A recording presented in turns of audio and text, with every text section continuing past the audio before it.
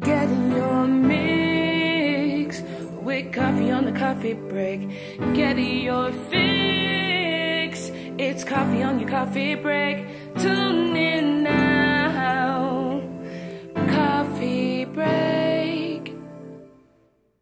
Good evening, everyone, and welcome to the Coffee Break. I am so excited about this show. I have two people that I have known for a very, very, very long time on the show tonight. They are nationally known icons in the industry, and I can't wait for you to meet them and find out a little bit more about them. Before I bring them on, I just want to remind you to share the video, start your watch parties. Also, make sure you go to our YouTube channel, The Coffee Break, and subscribe. And while you're there subscribing, please hit like. We need those likes, honey, so make sure you hit like. Also, as you're watching tonight's live broadcast, some of the performances may be muted because Facebook has a tendency to do that. But when you go over to the YouTube channel, then the performances are not muted. And we want to thank you in advance for all y'all tuning in tonight and subscribing to my YouTube channel, The Coffee Break. We have reached over 1,000 and some subscribers, so thank you very, very much. Now we are on with the show. Are y'all ready for the show? I know I am, baby. This young man really needs no introduction. He has been an official MC for Miss Gay US of A as long as I can remember. Even when the videos back then was so blurry, you really couldn't see him. He was still one of the official MCs. So there's three words that really sum this young man up. That is singer, MC, and punisher. Please welcome to the Coffee Break, the one and only. This is Bubba McNeely. Hi, sweetheart. How are you? Bubba, how are you? So honored to be here with you, my good friend. And I love what you said. MC. Well, oh my God, we're gonna word. Yeah, we're gonna find out some things about you tonight that maybe I didn't even know, and then we're gonna bring in our other special guest, and we'll surprise them with that as well. But for some of our viewers out there, you've been around a long, long time. But for some of our viewers out there, they really don't know about you and maybe some of your background and where you were originally born and where you came from. So if you could just give us a little brief bio to start off with. Absolutely. I was born in Houston. And of course, my dad was a Pentecostal minister. So I was raised in the church, moved to Dallas when I was 5, went to Eastville Junior College, SMU, and then I walked into the door. So let me start. At 12 years of age, I did my first gospel album in Nashville. When I was 3 years of age, they knew that I had a perfect pitch singing as a child. So my grandfather dared me. He said, "Would you get up and sing Sunday at church? And if you do, I will give you $1." So I was 3 years of age. They put me on a chair. I stood up in church at 3 and I sang a song called Wasted Years, oh, how foolish. And it goes on. So the minute I got through with the song, I walked down to my grandfather, said, "My dollar, please." And that started my career as a singer. So then, as my dad was a Pentecostal preacher, and my sister plays a mean Hammond B3 organ, and she sings, and I was just became a singer in my life from a young age. I made recorded albums in Nashville at 12, 14, and 15, and became very big in the Pentecostal movement. So then, at the age of 18, I moved to Dallas, and I walked into a club called the O Plantation one night. Oh yeah, I remember. And my first adventure ever to being in a club that was, I didn't even know what the word gay was because of the strict upbringing. We didn't have televisions, no movies. Everything was a sin. So I wasn't even clear what that was, and walked in, and the song that was playing was "What's the Sense of Sharing This One and Only Life?" Miss Candy studied that. Yeah. I ended up meeting at TBN later on in the gospel world. I mean, it's like, my world is crazy. So I went, oh my God, this is for me. And then the show started. Candy Delight and Donna Day and Ernestine were in the show that night. I thought Candy was a woman. I thought Donna was a woman. Ernestine, I knew was camp because she was doing Lily Tomlin. I knew of laughing like barely without a television. Right. Long story short, that opened up the door, and I went, this is something new. I've been doing gospel music forever. So so after I graduated, I went to a Bible college in Jackson, Mississippi, and met Pam, which when I first met you, we named her Bear as a nickname. So moved to Houston. We were music directors at a church, and I met Naomi Sims and Hot Chocolate and Tiffany Jones and Brandy West at that point. So they came to a Christmas show at my church because I, started going to the clubs and seeing them and supporting, going, right, this drag world. Well, they heard me and Bear, as we called her, sing. So Jerry Van and Naomi said, this is the point, Coffee in the Day, they would switch back and forth from the Copa to the parade to, so the show at that point was called Twice as Hot, Naomi and Chocolate. And so they said, we know y'all do church on Sunday night. Would you want to come and be our guest at Numbers in our show? And me and Bear went, I don't know what the church were thinking. I don't know. Coffee. We didn't even know what the people in the bar would think because we weren't connected to that world other than, you know what I mean? Just being just looking on to shows. So that was when I'm telling you I'm not going. Was Jennifer Holly just won the time, Bear. She was a big white girl that sounded like a big black girl. I remember. And that was when this song, Jesus is Love from Lionel Richie came out. Oh, yeah, that's right. Father, help your children. Yes. Jesus is love. So they say, y'all picked 2 songs. So Bear, they brought a piano on the stage at Numbers. Bear did I'm Telling You I'm Not Going. I did Jesus is Love. The place went nuts. The next month, Gene Howell said, would you two like to work? At this point, Naomi and Chocolate went back to the Copa. Remember how that used to go? And right. Remember Richard Aston, and I think her name was Dana Rogers, worked at the Copa bar. So Bear and I we would go to church, we'd be through at 8, we'd go to the Copa, would sing before the drag show. After that, we quit doing the church thing. And for 10 years, she and I worked together. So that's how I got started in the R&B singing world beyond church, was in Houston. That was the connection.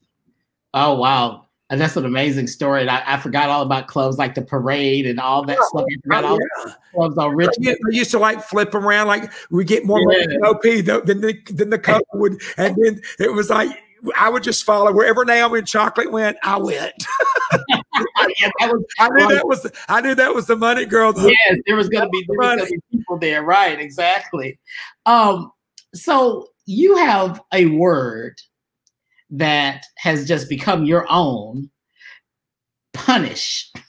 Yeah. When you hear that word, you have punished. We already know that it's Bubba McNeely somewhere around. So how did that come about? And what does it mean when you say, oh, you've punished? Well, it started in Provincetown, because in Provincetown, when I went there working, and after working with Bear for 10 years, we split ways, and I started working with Jimmy James in 1986. I emceed a show at the Copa. Had never met Jimmy, did not know him. And they needed an MC that night. Brandy West wasn't available. Tiffany Jones wasn't. And someone said, there's this guy named Bubba, and he sang in the clubs at Baja Sam's, at Rascals. He sang with a girl for 10 years named Bear, and he MCs. Because, back then, Coffee, there wasn't any male MC. CJ Harrington did co-MC with Tiffany for David things and all this stuff for years, the David Magazine Awards. So they invited me to sing with Jimmy. MC with Jimmy. So I did that. And then Jimmy went to P-Town that next season. He was working with a drag queen that didn't work out. And so he said, I want to bring a guy named Bubba in. And of course, at that point, it was the Brandy West, the Tiffany Jones, the Sajis, the Tiffany Ariagas, they all worked there. There was never a male MC in that town that had worked. So Jimmy said, we worked well together. He's a singer. So when I changed from Maryland, he can do a couple but they were very skeptical because it had never happened in P-Town. So in 1986, go to P-Town. Jimmy calls me. He goes, you have a 2-week chance. Went there. They loved me. It was a success. And I was with Jimmy for 10 years. We worked in Provincetown. And I've still been working there. Supposed to be in there next weekend. stupid COVID. I know, right? But that's how. So in Provincetown, there were so many shows. One night, someone came up to me and said, "Why should we come to see you and Jimmy James versus A, B, C, D?" I said, "You know why? Because we punish in our show." And they went, "What?" I said, "We punish." And they kind of went, "What?" I went, "I don't know. Just come see the show and you'll know what I mean." And from there, that's how the word punish. So when I say punish, it means we've given you all you've got. Because Kofi, when you perform, or I tip you when you do my gospel, or you are my friend, my favorite song you do, I always go, "Girl, you punish me," which means you got to me. You did it. You're doing it. And so that's how that word became, is Provincetown saying, "Come see me and Jimmy James. We punish." Oh my God! Because that's how that started. No one can say that word like Bubba McNeely. Let me tell you, no one can say that word like you. When you punish, girl, I love you. You've always punished. I know. Also, you're very, very busy. Even now, we're gonna get some other things, but you host a brunch every other Sunday, I think, at 5115 Saks. Yes, I was there today. We had the room seats 150. We had 120 people today. I sing from 11:30 to 2:30, do a gospel jazz brunch. Tammy Denny is my piano player. Today I had a guest saxophone player. I do that twice a month. My next shows there are September 13th and 28th. And then, of course, we all know Scott Gertner. He's been around since the 80s. He used to work with all of us, come to the shows. Yes. Has always Very been a supporter of all the girls, all the shows, all the impersonators. So he's opened a new club. I work there, and this weekend it's called Bubbalicious Weekend, and I'm working there Friday with Greg Giacono, one of my piano players, and Saturday with Tammy Denny. It's from 8 to 11, and it's called Scott Gertner's Rhythm Room, a memorial. Join us. It's going to be a party from 8 to 11.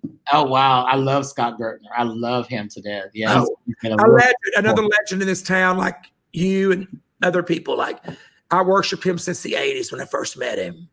So you've basically kind of told us in your bio of like where it all began and things like that. So, I mean, my first introduction to you was with, when you were with Bubba, as Bubba and Bear. Right. And so was that the real beginning of you branching out from the actual church thing? Yeah, it was the beginning from switching from gospel music to secular. And when I worked with Bear, we ended up, Kofi, you remember Breck Wall? He was a huge, oh my God, yes. He was a huge, the reason that we got a show in Vegas was Breck Wall and the producer named Mark Tan. And Breck heard me and Bear at Baja Sounds, and then at Rascals, the day where we all worked, like Stretch, Jerry Atwood, Sherry Montgomery, all of us, Marsha Carlton, God rest her, she just passed. We all worked the circuit together for years, Jim Caruso. And so Breck Wall heard us and heard about a show that they were looking for a male and female singing duo host. So he called me and said, I have a friend. Would you be interested in hosting a show in Vegas? And we went, well, hello. I was direct. Church going to Vegas. Oh my God. So we go there. We sang it. Do you remember Kofi, the place called the Gypsy?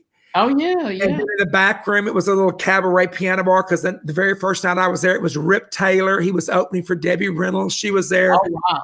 Me and Bear were there. We were so nervous. Oh, my God, Debbie Reynolds, Rip Taylor, because they were big stars to us back then. Right. Well, she back then. Oh, and then we sang, and then the producer hired us, and we were in Vegas for 8 weeks of rehearsals, and then we went to the Royal York Hotel in Canada in a big room and co-emceed a show for 4 months.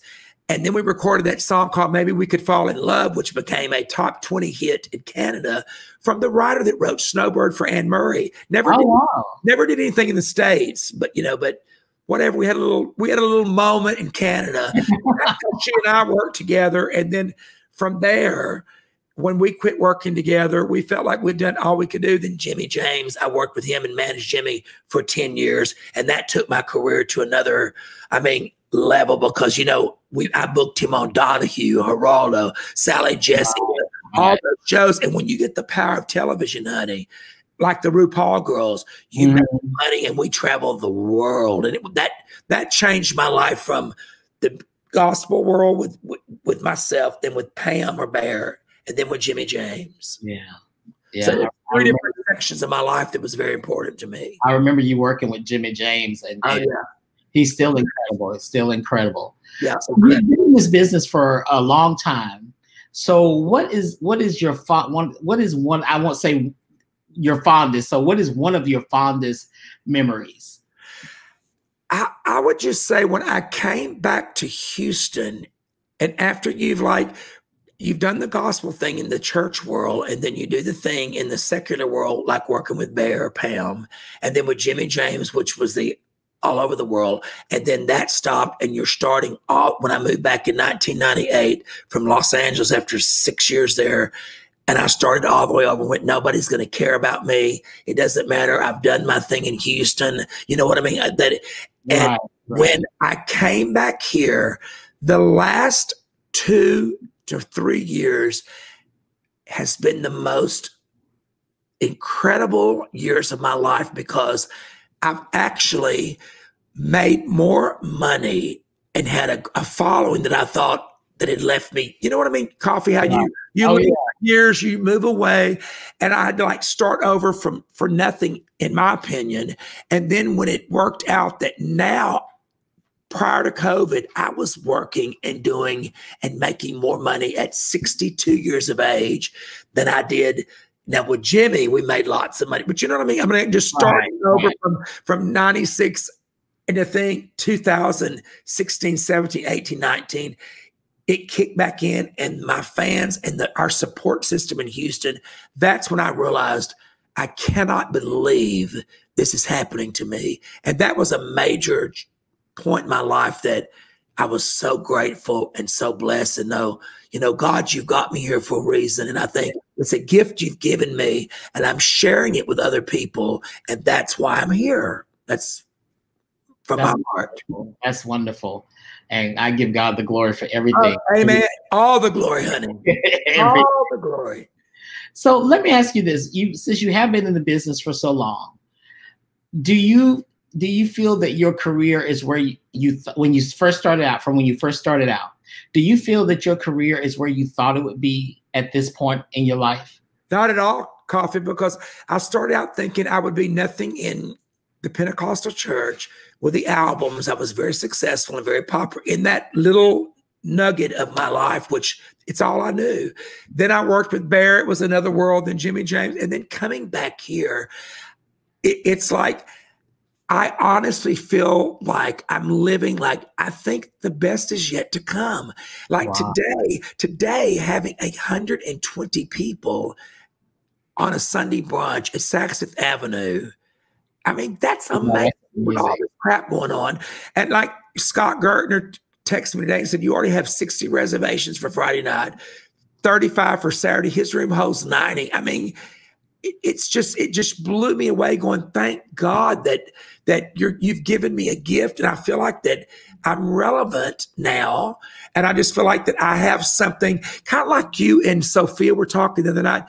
We have a ministry, Kofi. Yes. And I was told that my ministry was only in the church. Mm-hmm. So it threw me for a loop when I left the church and started working with Bear and Jimmy, especially Jimmy, with Jimmy being a female impersonator, because my family wasn't clear on that. And it was like, oh, we can't believe. But in my heart, I knew the message I was singing. If I was singing, so here's to you, my few and faithful friends, drink from the cup of memory with me. And when we look back, maybe we will laugh or even weep. Just tasting life sometimes can be bittersweet. And I would think, wow, I just felt God in what I just sang. So I just feel like my ministry is exactly what you and Sophia said the other night. People try to tell us where you are. Our ministry, we are where people are. And we are here on this planet as gifts that God has given to touch people that would never walk into a church service. Exactly. That's what I think my gift is. Exactly, because that's why with Sophia and I said again, what what we bring, we may be their only encounter with that type of encounter with, as far as religion goes. We may be the only face of Christ that they see. Thank you. Like you said, Coffee, we have the anointing. Yes. That is, so, I mean, that's touching the subject. If viewers may not understand it, but you know it. Sophia knew it. I so enjoyed y'all's show the other night. We're all on the same beam. Like, it's a God, like even Dina, she's my friend coming up next. She's anointed. Yeah. When she does numbers on stage, it's like Jennifer Lopez says, the goosies. You feel the goosies. We're on this planet to change people's lives and touch people. And I'm just grateful for the gift. Well, speaking of Dina, I've got one more question for you before we bring the legend herself, Dina Jacobs, on. Okay. What has been the most unexpected turn in your life, and how did you handle that? I would say moving, as I said earlier, from the gospel field that I only knew from, being from the Pentecostal church. I never thought that if I left that church that I would be successful, because the way that I was taught that right. if you don't go to church, if you don't only sing in church, God gave you a gift, and it's like, what I mean, like a God-given. Exactly. But as I grew older, I turned that. What you're asking me, that expected turn, was when I was in Los Angeles and singing and doing the sun will come out tomorrow, bet your bottom dollar, and you're singing and you're seeing people weeping, like I used to see in church when I sang Amazing Grace, how sweet the sound. And my mind clicked going, it's not the lyric, it's the passion and where this is coming from that can touch someone in your audience. And that completely was the biggest turnaround and change in my life, because I was so thinking, I'm wrong, I'm going to lose my talent, because I was told, but I am exactly where God wants me to be in my life. And exactly today. And I am so grateful. Well, I mean, this has been an amazing conversation. I learned some things that I didn't know as well. As long as I've known you, I learned some things that I didn't know. But I think you're absolutely right. I think that God has put us in a position to where we can minister to the people that may not necessarily step foot in the church or and there's nothing like when we're doing a song or something. And sometimes we're sitting there going, well, we're just doing this song. And you look out in the audience and people are like, oh, when you're doing that, in your gut, when you see it and you feel it, you're changing someone's moment in their life. And if we're the only ones that know it, we know it, and we know, God, you've got me here. I'm doing it, and I answer to no one but you. Yes. Oh my God. What a beautiful statement to end on. Well, Bubba is not going to go anywhere. He's just going to step off for a minute, and we're going to bring our next guest on, and then we're going to actually bring them back together, because I have a couple of questions that I want them to collaborate on. But Bubba, this has been amazing. You've been a friend of mine. You're a dear friend of mine. I love you. I'm just honored to be on your show. You're doing an amazing job. Subscribe, share. Yes, thank you. And wear your mask. Yes, and wear your mask, and vote. Also vote. Oh, vote. my God. If you don't vote, don't talk to me ever again. Ladies and gentlemen, this has been the incomparable. This is Bubba McNeely. Like I said, he'll be back with us in just a moment. Thank you so much, Bubba. We love you. All right. Oh, wow. That was wonderful. Like I said, I learned some things about him that I didn't even know. So we're going to bring on our next guest. I mean, it's not much you can say about this person, except if you Google the word legend, I would not be surprised if her picture does not pop up. Okay. She is the epitome of grace, elegance, and refinement. Please welcome a true legend. This is the incomparable and beautiful Miss Dina Jacobs. Hi, everybody. Hi, Dina. Hi, honey.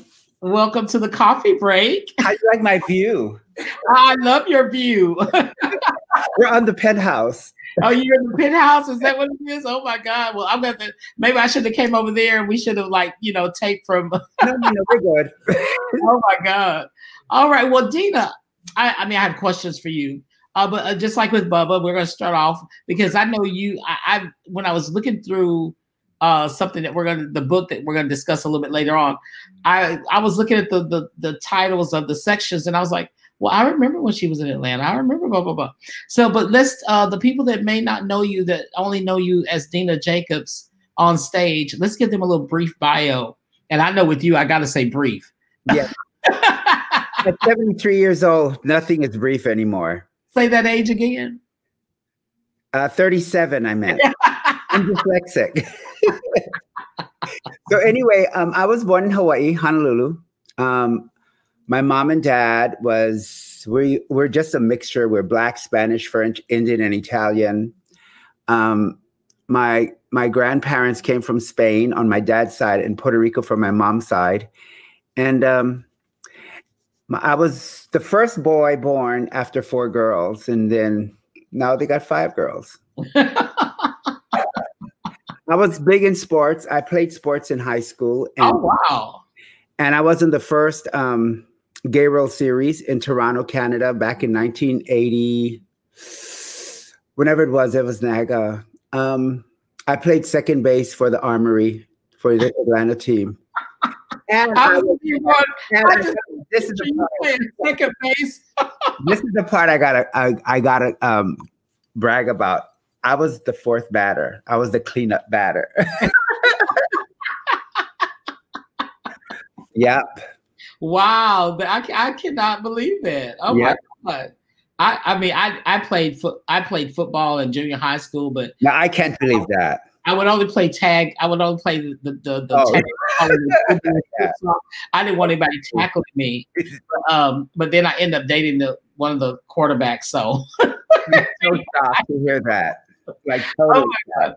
So let me ask you this question, Dina. Yeah. What on God's green earth has inspired you to remain in this business for over 50 years? I love this. I've always wanted to entertain. In school, I was in drama. The first, this is something that I don't tell too many people because now I would get hung. But the first song I sing in a talent show in high school was Lucky Old Son. Up in the morning, out on a job, work like the devil for my pay. But that lucky old son has nothing to do but roll around heaven all day. And I did it in blackface. I didn't know what I was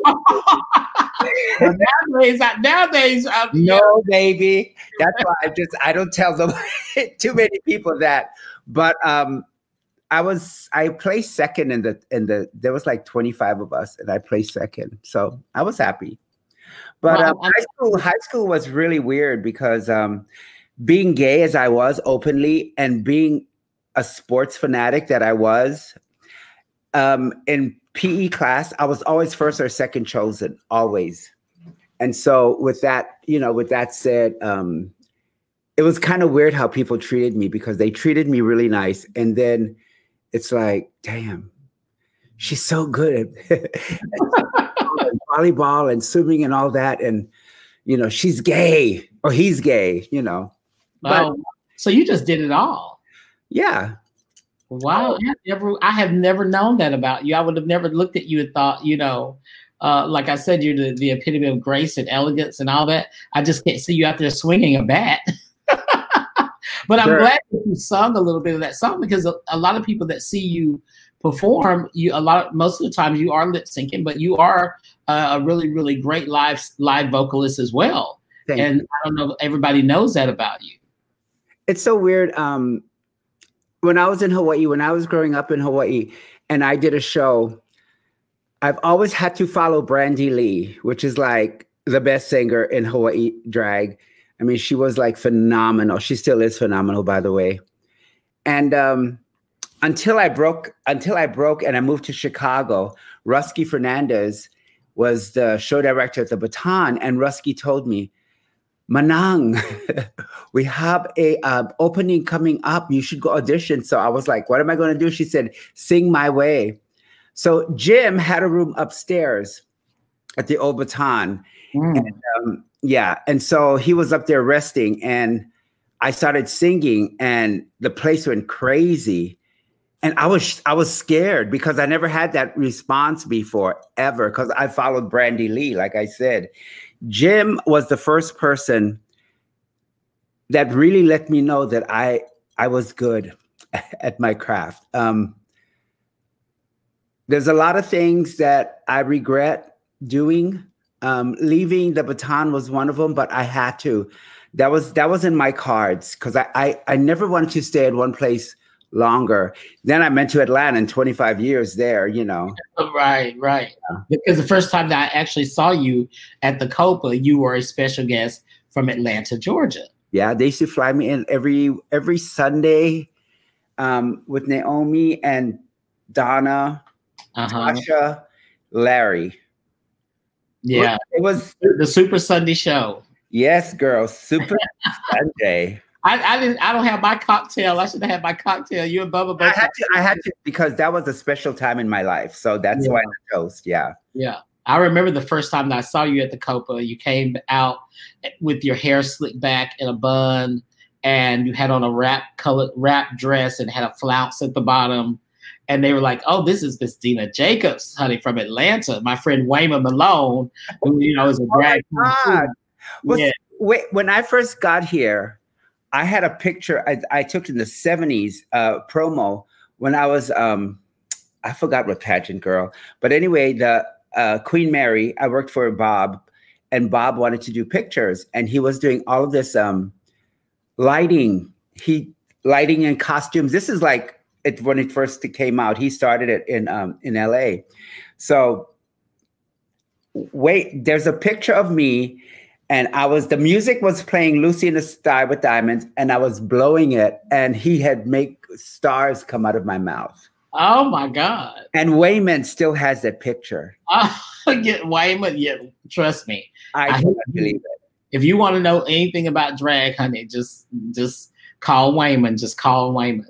Well, you've been a lot of different places. You live, what is the song by Whitney Houston? I've been so many places in my life.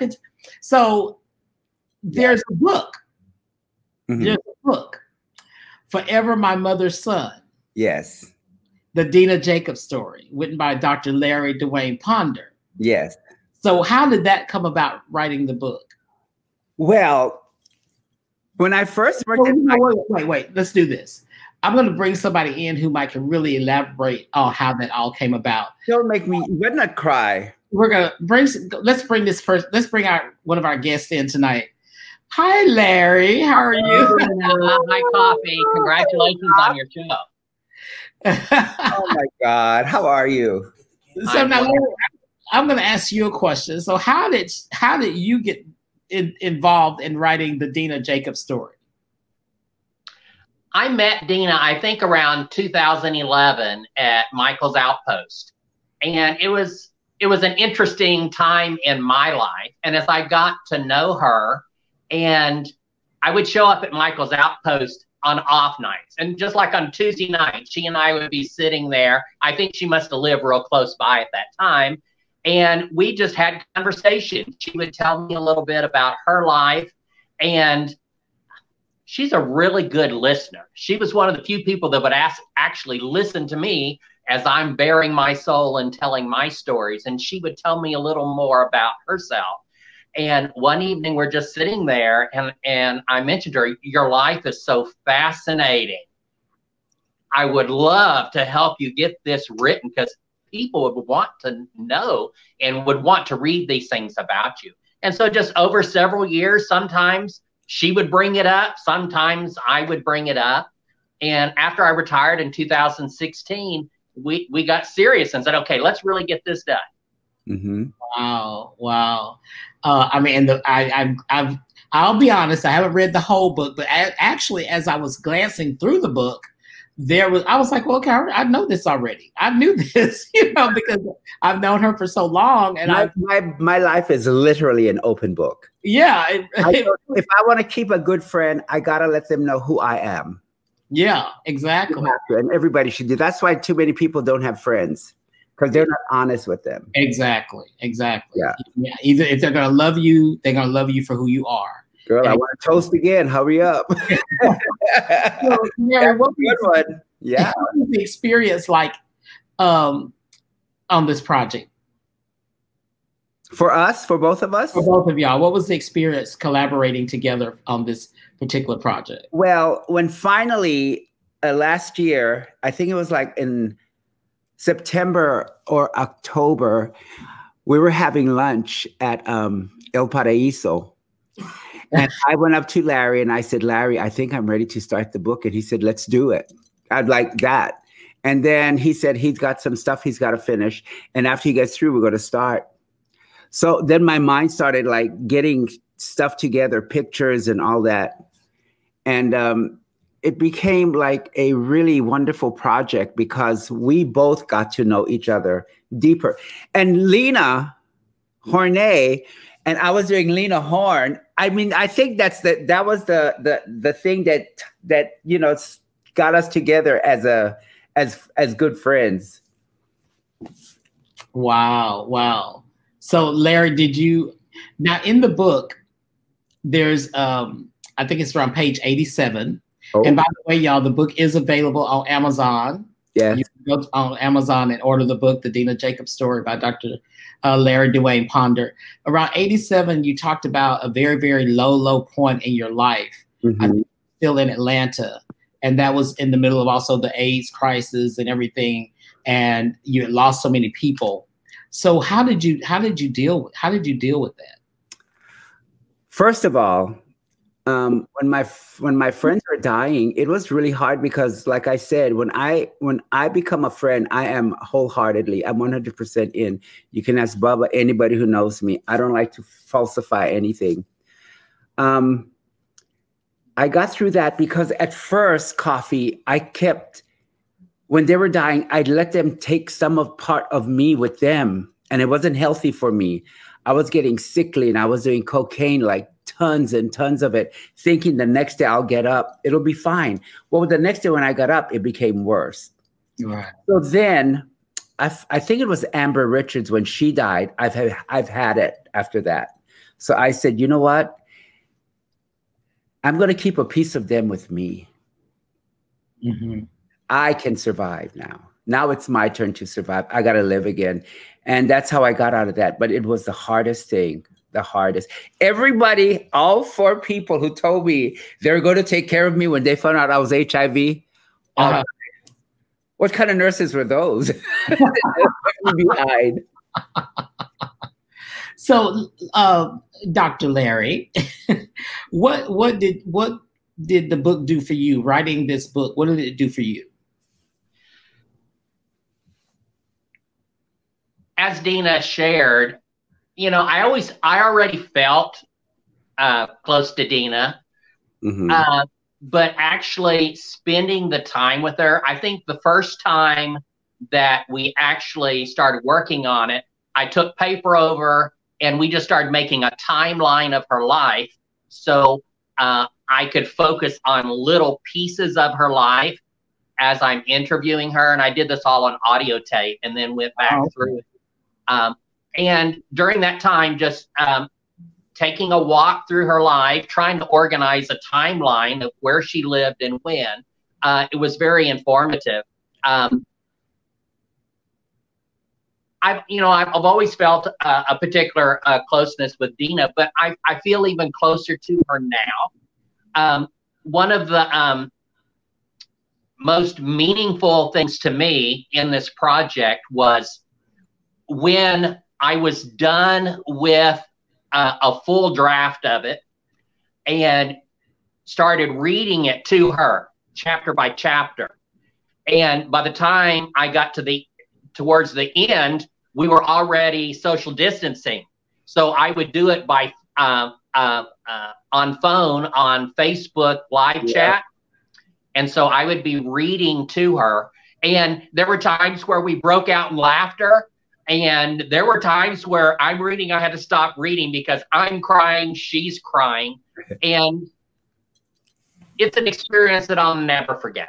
Oh, thank you. Well, I mean, you had an amazing subject, So, well, we want to thank you, Larry, for coming in tonight and sharing your perspective on writing the book with Dina. So now, Larry, you know, we're ready to start on my book. The Coffee Break. Yes, we're gonna call my book The Kofi Break. That'd be good. That'd be a good one. So thank you so much for coming in, Larry. He's actually been backstage this whole time waiting to come in. So he's been listening to the whole show. So, but thank you so much for taking time out of your evening and coming in and sharing those thoughts with us. Thank you so much. Thank you for including me. Thank you. You're special. So what, like again with Bubba, you've been in this business for so long. Mm-hmm. You're celebrating over 50 years of entertainment. 56. You're 23 years old. Yeah. Yes, queen. So what has been your fondest memory in your career? You know, I can take the easy way out with that question and say I haven't reached it yet, but there are a lot of things. And the weird thing is for me,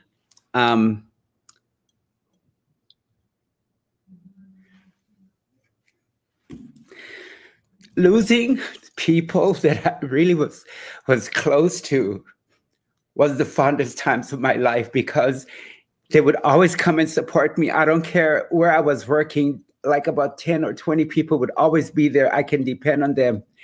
And they're all gone. So I keep that memory as fondest part of my life. Yeah.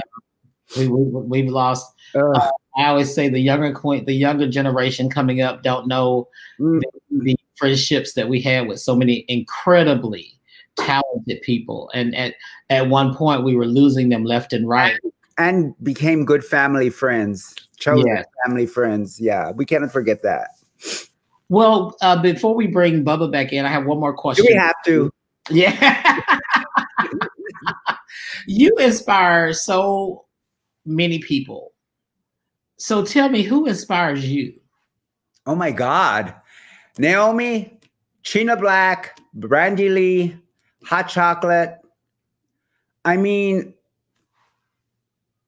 when I came from Hawaii, we didn't, all we did was sing or dance. We didn't do pantomime. We didn't know what that was. Then I saw Lady Baronessa and I was like, damn, she's singing that song. Karen Carpenter, On Top of the World, Looking Down on Expectation. I'll never forget that. That's the first person I see pantomime was Lady Baronessa. Oh, wow. And then Peaches, we used to call her Black Peach in Chicago. She was awesome.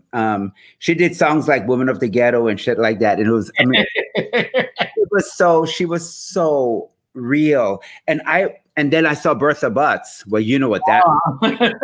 Come on, you cannot do any better.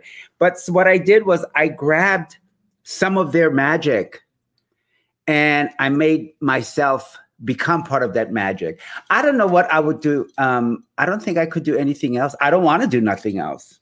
I like putting on lipstick. I like going out. I just love my drag life.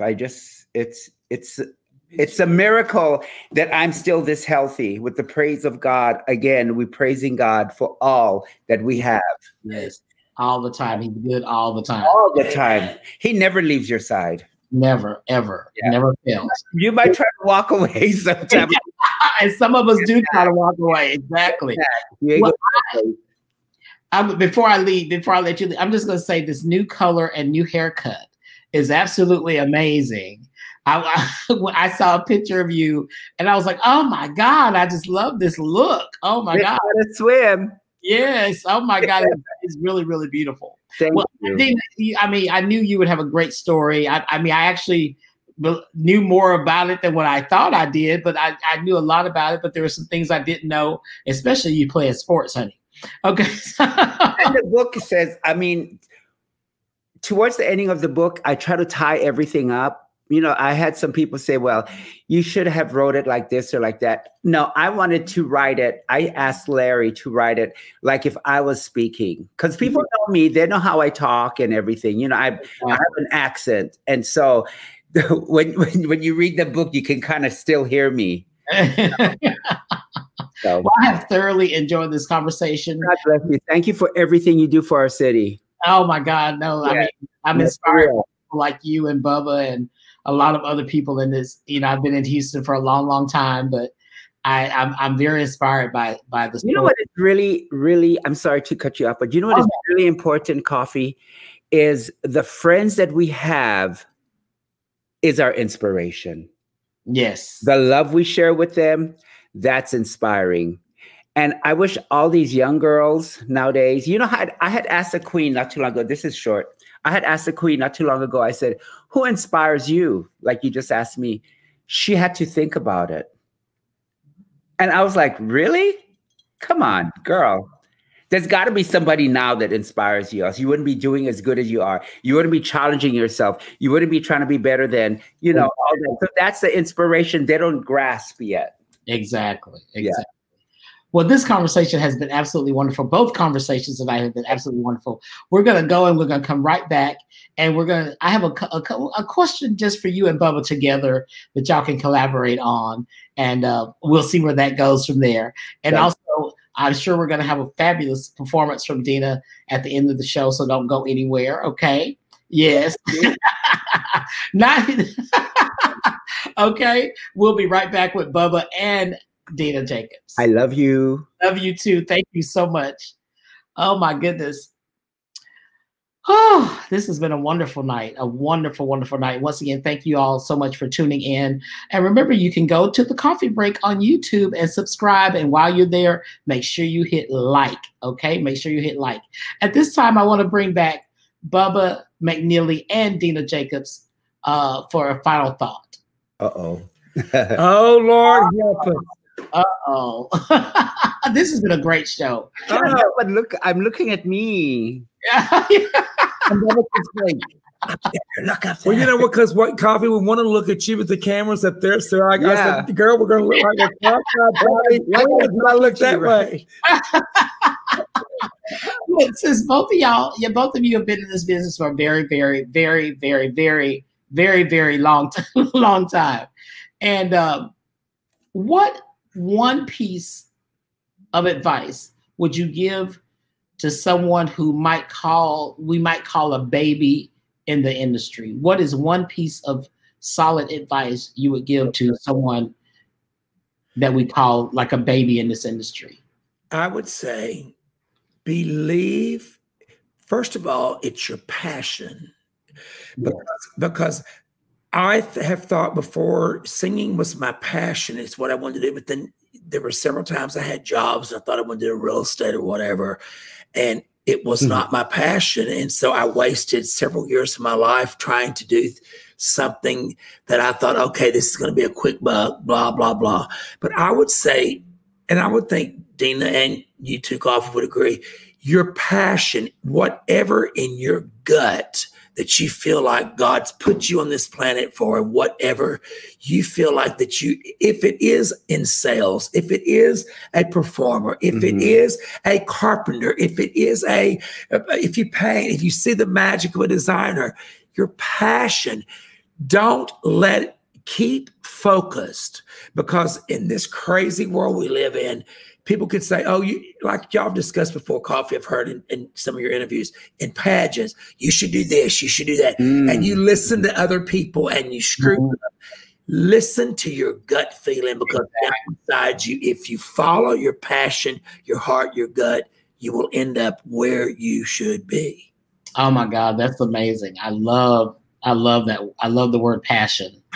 It's just like with me with this talk show. I put it off for several years, and then the pandemic came along, and all of a sudden that passion rose back up in me, and I'm like, okay, we're gonna do it. And I've had so many amazing experiences listening to stories of people that I thought I knew, but when you hear their story, you're like, oh my God. So this. But can I say to you, you and I talked about this many a night at JR's, and your show is first class. Yeah. You look great. You have great guests. And I just want to give honor where there's honor due. You waited at the time, and you know what we just said, COVID puts you on a road to another success. It has. And you know what? We congratulate you, my She friend. still don't have her drink. You know, we're going to have a drink to toast. Thank you so much. I We'll toast you. We'll toast you. Yes, we're toasting so much. But God your bless show's you. great, Kofi, and we love you. Well, y'all have been really two incredible guests. I have really, because when you're talking to friends, it's not an interview; it's just more of a conversation. Yeah, that's what it's been tonight. And I just want to let both of you know how much I really appreciate y'all coming on and your wonderful back, your wonderful view from the penthouse. As Dina. I gotta say something. You had asked Bubba, you had asked both of us that question. I think what some of these girls don't realize is they're so arrogant at such a young age. Preach, girl, preach. Like they know everything. And it bugs me when I see that, because they don't realize what we had to go through so they can have what they have now, and they don't appreciate it. There's so many girls that look down and, you know, oh, she's old, or she's this, or she's that, she's fat. Yeah, but bitch, if it wasn't for the old fat queen, you wouldn't have the freedom you have today. So ladies, I'm just saying this for you guys. It's not a read. It's just something that you're going to learn the older you get. So don't wait till you're older. Start now. Be nice. That arrogance got to go. It just doesn't be make grateful. That's the word. Grateful. Yes. I am so grateful for friends like you, Kofi and Dina, and Chocolate. But they never had friends like that. That's the thing. Yeah. They never had friends like that. Yeah. We were like this. You're exactly right. You're exactly right. You know, and we didn't have Facebook and YouTube and all that stuff to make us instant overnight successes or troublemakers. Yes, we had to go out to the bars and hand out promo pictures and make trouble. We made trouble at But Kofi, we had some good times, girl. Yes, we did. Yes, we did. We were out in those bars, but we promoted each other. We're a family, and it's like, I wouldn't take nothing, like that old song from Vestal Goodman. Wouldn't take nothing for my journey now. Gotta make it to heaven somehow. Our show. Oh, yes. Oh, Kofi. And new news at Scott Gertner's Sky Bar, which you need to stay tuned. We're starting a drag brunch. It's called Scott Gertner's Rhythm Room on Memorial, where I'll be Friday and Saturday. Right. We're starting September 20th, our first drag brunch, and it will be Janet Andrews, Dina, and Kara. And if it goes well, it's going to be you and Desi Love Blake and Tommy Ross are the other three I want to bring in the show. So great. We're spilling this pot of beans. Oh my God. I just left Scott Gertner's. It's confirmed, the flyer's out. So stay tuned. We're starting a new drag brunch September 20th, 11:30 seating. Show will be 12:30 to 1:30 on Sunday, September 20th. You heard it first. Stay tuned. You will be with us. The coffee break got the coffee scoop. Where's your damn drink, girl? Come on. Oh my God, this has been amazing. Once again, thank y'all so much. As I said, we're going to have a couple performances for myself as well as Dina. And this has been amazing. And I thank y'all from the bottom of my heart. Thanks, Kofi. Two internationally and nationally known icons who reside right here in Houston, Texas. Bubba Licious himself, the Punisher, and the legend, the Grace, Miss Dina Jacobs. Thank you guys so much. Love you, Kofi. Thank you. Next time I promise I'll have my glass ready. Hey, girl. Come on. Thank you. Good evening, everyone. You're watching The Coffee Break live from my Facebook page, Terry Coffee Ray. If you miss it here, you can also go over to my YouTube page, The Coffee Break. And while you're over there, please subscribe and hit like as well. Also, don't forget to visit localqueenmerch.com/coffee to view some of my merchandise. I have wonderful t-shirts and also a fabulous fan that'll help keep you cool during all this heat. All right, once again, thank you for tuning in and watching The Coffee Break live from my Facebook page, Terry Coffee Ray. And again, if you miss it here, please go over to my YouTube channel, The Coffee Break. Subscribe and hit like.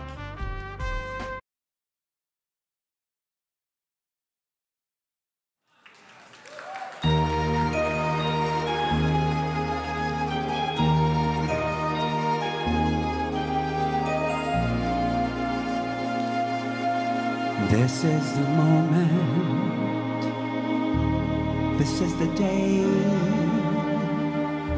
when I send all my doubts and demons on their way. Every endeavor I had made ever is coming into play. It's here, it's now today. This is the moment, this is the time when the momentum and the moment are in rhyme. Give me this moment, this second chance. I'll gather up my past, I'll make some sense at last. This is the moment when all I've done, all of the dreaming, scheming, and screaming become one. This is the day, see it sparkle and shine, when all I've lived for becomes mine. For all the years I faced this world alone, now I am so happy, so proud to tell you, most of that I did it on my own. Yes, it's the moment, my final test, this is. I never beckon, I never reckon second best.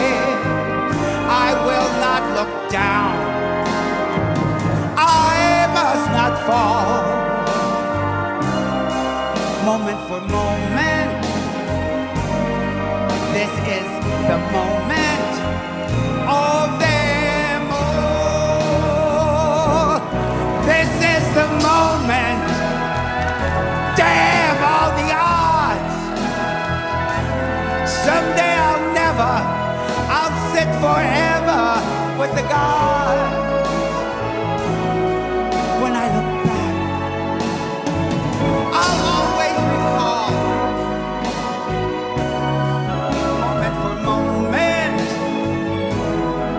this was the moment, a special moment for it all.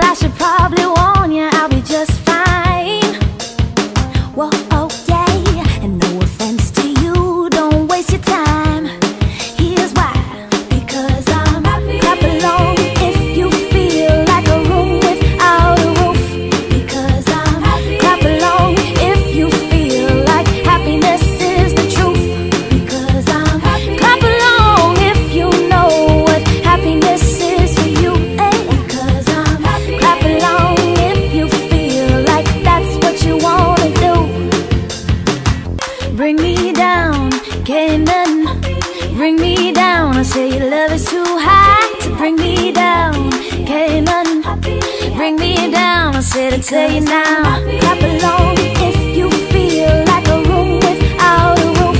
Because I'm happy. Clap along if you feel like happiness is the truth.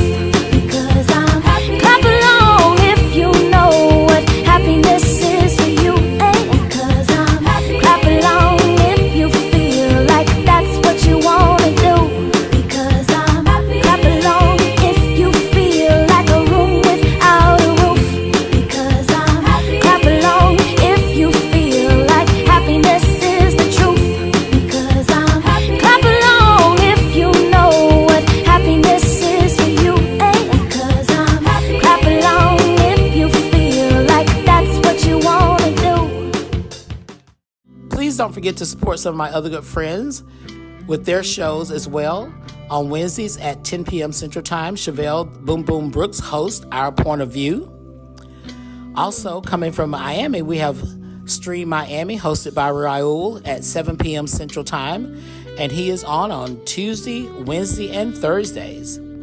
Always my good friend Tasha Long, Thursdays and Fridays with Tasha's Cabaret at 9 p.m. It is absolutely incredible. My good friend Dana Roxanne Collins, hosts The Spectrum. It is a topic-driven talk show. So please, it is Monday through Fridays at 5 p.m. Please check her out with The Spectrum. Once again, that has been a fabulous show. I've enjoyed it. I hope you enjoyed it as much as I have. We just want to remind you here at the Coffee Break to, first of all, our guest next week. The Coffee Break is going to venture out to the Big Easy, to New Orleans, Louisiana, where we will have special guests who has been Southern Decadence, Grand Marshals, big things in the Mardi Gras celebrations there in New Orleans. Two of my very, very good friends, Felicia Phillips and Tiffany Alexander, will be our guests next week from New Orleans, Louisiana, the Big Easy. So you'll definitely want to turn in and get to know these two lovely ladies as well. Remember, always here at the Coffee Break, we want to remind you to mask up. Make sure you wash your hands. Don't forget to vote. Don't forget to vote. Don't forget to vote. I cannot say that enough. Don't forget to vote. And remember, the brew here at the Coffee Break is always, always very different. But most of all, it's always good to the last drop. Thank you for tuning in to the Coffee Break.